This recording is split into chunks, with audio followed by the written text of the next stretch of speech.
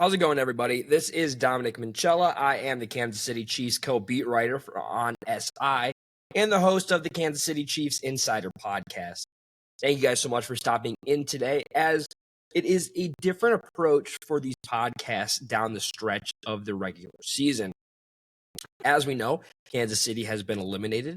They go into Week 16 with a 6-8 record, and the theme of today's podcast that if there's any hope for next season, well, this is truly going to be a test. Because if you go out and you lose to the Tennessee Titans, who have not played good whatsoever this season, if you go out and you lose to them, a bunch of red flags are going to be marked up your way. So the theme of today's podcast is just because Kansas City is eliminated from the playoffs doesn't mean that they're not playing for something. While it could be said that they should try their best to lose out to get a higher draft pick in the NFL draft, I think that we all know that that is just kind of not the way that the Kansas City Chiefs are going to go about this portion of these last three games. They have already been embarrassed, humiliated, and eliminated from the playoffs. And if they were to lose to the Tennessee Titans, I think a lot of people would just kind of step back and take a real hard look at the Kansas City Chiefs and be like, wow, that they've got a problem. And there's going to be a lot of finger pointing, whether if they do lose, if it's going to be pointed at the coaching staff, whether or not Andy Reid can still head coach a championship winning franchise, which I believe is still kind of like ludicrous when you think about it, because this guy has been so successful in Kansas City since arriving. He's had one bad year, and I don't think that should be something that he gets remembered for, or rather penalized for. But it's also, can you win without Patrick Mahomes? What offensive areas need to improve for next season? What needs to stay? There's a lot of free agents who are set to become free agents at the end of the season for Kansas City. And if they want to audition for themselves to keep their employment in the Kansas City Chiefs system, it's important that they still show out. No professional athlete is going to go into a professional game, whether or not the game is on the line or the season's on the line or not, and go out there and try and lose. I just don't see it happening that way. The NFL does not want that. They want competitive nature. And the NFL's already kind of taken a hit, if you think about it, for their quote-unquote face of the league in Kansas City Chiefs, at least in the past few seasons. They are no longer going to be featured in a very prominent and ratings-building time of football season, which is the playoffs. I mean, you can make the case that Kansas City is still a very high team to beat, and just because their record doesn't show a lot of success overall, they hadn't really played all that poorly. There were, of course, a few areas that they needed to fix, especially on offense, and when the defensive side of things just kind of fell apart. There are clear modes of action for the front office to take and bolstering or boosting the depth of certain positions, as well as improving the immediate position that have been lackluster.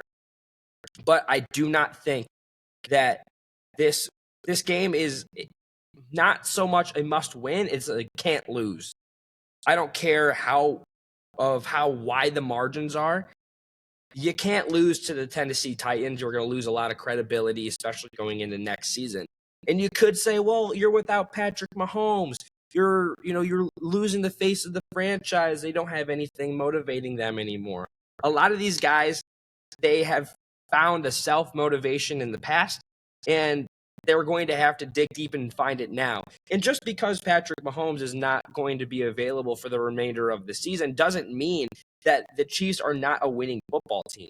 Sure, Gardner Minshew is not the best quarterback option after Patrick Mahomes, but that's what the cards have been dealt for Kansas City. They went out and they signed him. He has starting experience. He's going up against two teams in the latter half of the season who haven't been very good, in the Tennessee Titans on Sunday, as well as the Las Vegas Raiders in Week 18, which is his former team. If he knows anything about the struggles of the Raiders, it's him and how to pounce on him. The only big game left for Kansas City is against the Denver Broncos. If you want to say that the Chiefs have to go 3-0, I would think you're very optimistic.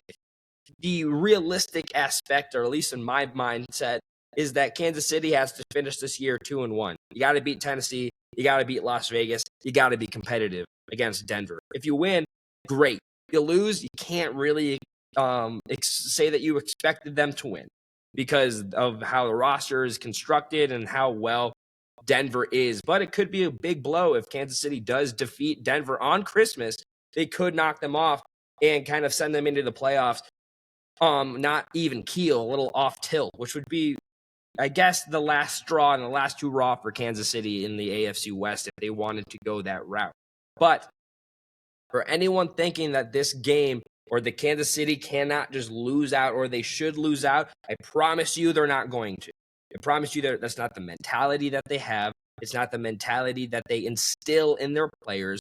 And it's not anything that any player wants to just coast by, which they easily could. A lot of these players, while they might not be making a whole lot compared to other positions and players in the National Football League, they have luxury in contracts and monetary value that are expected of them to play.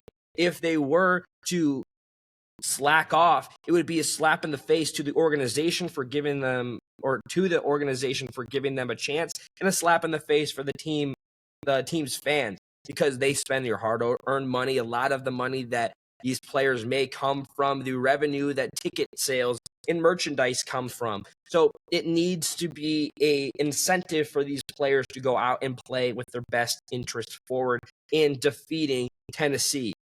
They most definitely, I do think that they will, but and it's going to be a kind of a bright spot at the end of the tunnel.